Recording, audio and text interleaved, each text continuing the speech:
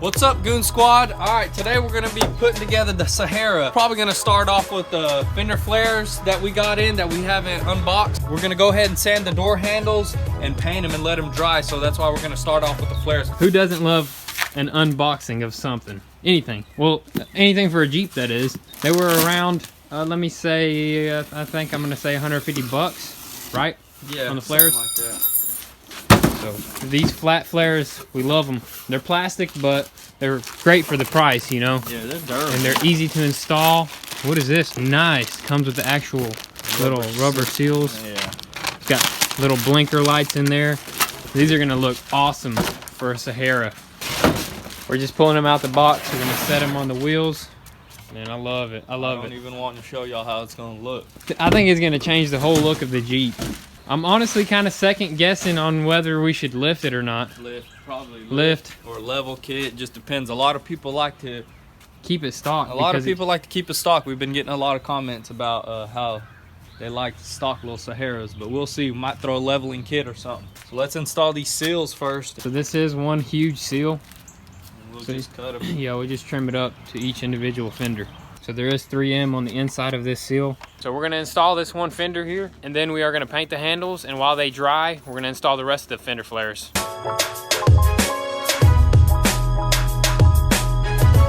And we sanded these handles down because we're gonna paint them, and while they're drying, we'll be installing the rest of the fender flares. After they dry, we will then start to put the trim pieces back together and the handle into the door. What kind of paint are we using? Some 2-time coverage because we ran out of etching primer, so this bonds to metal. So this is some good stuff right here.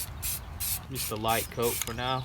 Back over here on the fenders, we're giving the handles one coat and we're gonna let it dry. So we're gonna be bouncing around. So we're gonna install this and then go throw another coat, and then we're gonna install the rest.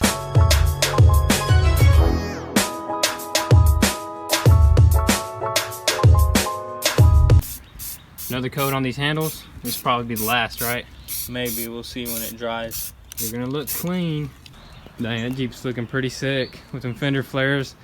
We might even get to painting the rims today, so if we get to that, it's gonna be awesome. And then if we could put on the rock slider from the Rubicon, that would make it just crazy. Oh, yeah.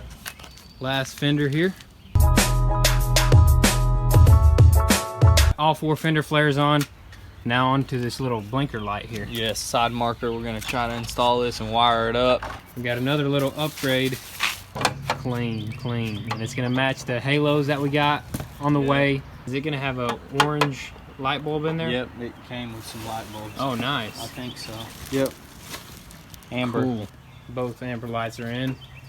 Now we're gonna do some wiring, some simple positive, negative, and we're just gonna use these little, I don't know what you would call that. I'm not an electrician, but I don't know either. using a little bit of a liquid tape. Liquid tape, yep. There you have it, guys.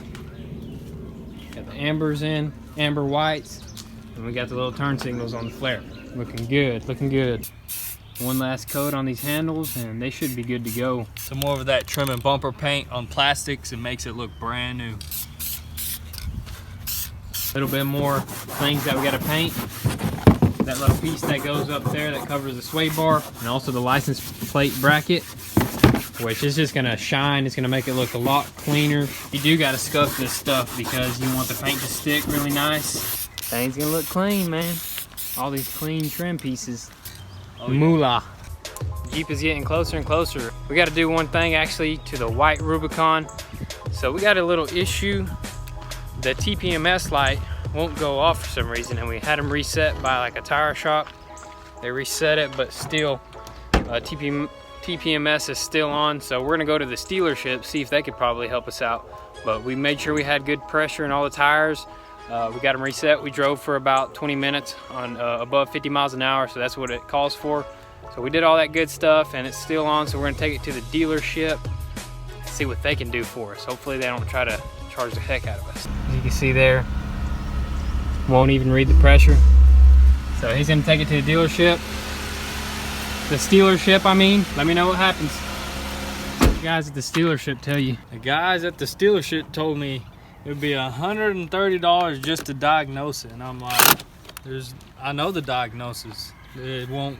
The TPMS light is on, and all the sensors. They're like, oh, the sensors are bad.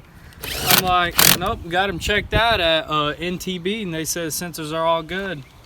So I don't know. We're just gonna have to use good old-fashioned Google and some smart brains to figure it out. But we just reset the whole Jeep by taking off the positive and negative and leaving it off for about 5-10 minutes, and then I touched them together. So what did they say about flashing it? So the guy said y'all was gonna flash it. Well, at first I walked into the main office and the salesperson was talking about a JL whatnot, and I'm like, hey, I need my TPMS lights off, and he's like, well, just pull out them back and they'll flash it. And then I'll pull around back, ask to flash it, and then they give me some other, trying to get me to pay a lot of money just to diagnose it. So I just left. So I don't play with that Steeler stuff. That's dealership stuff. So that's about it. Hopefully we can figure something out. So we're gonna mess with it a little bit more here.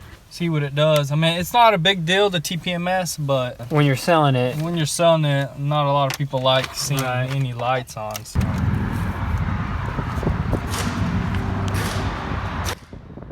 So the guy said that the sensor in this tire right here is not reading or is bad. All right, so we just got back trying to figure out the TPMS sensor on the white Rubicon.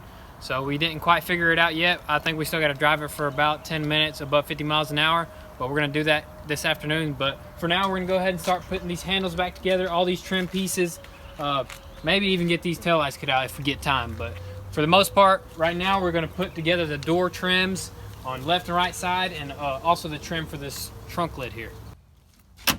Nice. So the trunk lid's looking great. We are probably not gonna do a tire carrier there or a spare.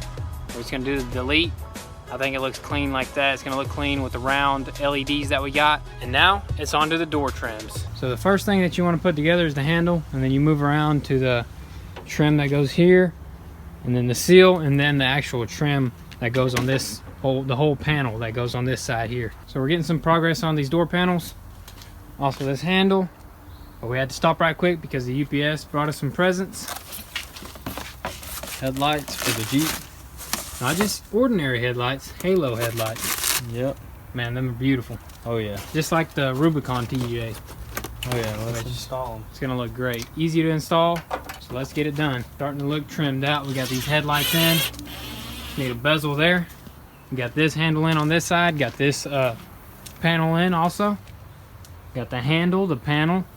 Now we just need to install the crank, which just pops right on. A few more things, a few screws. So that's all that's left in the back here.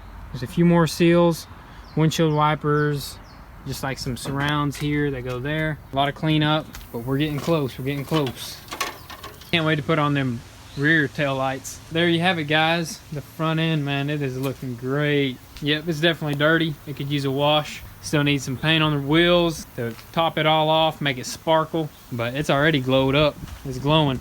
Windshield wipers, mirrors, got the seals on around the doors, got the doors adjusted. They close right on the target. We're gonna start cutting out these flush mount LED tail lights. What do you think it's gonna look like, buddy? They gonna look good? Yes, sir. He's gonna go ahead and turn it around so we can start working on them tail lights. All right, so what did you learn in the comments section about cutting these tail lights? Did you learn anything? No. Any suggestions? Cut in reverse. Cut in reverse. We're gonna try that out. So we enjoy all the comments and all the advice, which helps us out a lot, which helps us get better and spread more knowledge. Thank you. So let's keep going. Let's try to get these cut out and wire them up. Trying to find the center of this triangle here. So a squared plus b squared equals c squared. Yep. Psych, forget all that nonsense. All right, so we just found our center marks.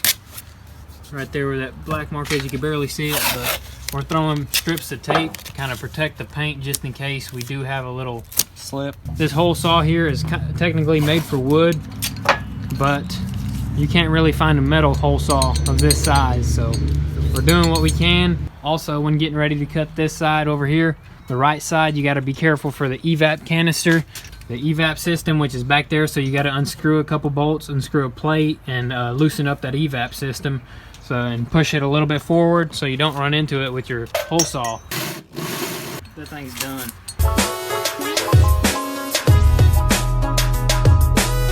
That's what we had to do right there. You do not want to go reversing that. That was a mistake, I think, right? Oh yeah. Because it kind of burned up our saw. our hole saw here, each individual tooth got rubbed pretty much flat. So that's what that did. So you do not want to go in reverse. Better to just go high speeds, very light pressure. It's not the cleanest thing ever, but we're gonna clean it up a little bit, and as long as our tail light fits in there, you won't even see that. Needs a little bit of trimming. Hey, forget all that, man. What do we have here? Goodness. Oh, it's cheese, man. Oh man, I don't care. I don't care either. Cheese or whatever. Yep. Now let's move on to this other side.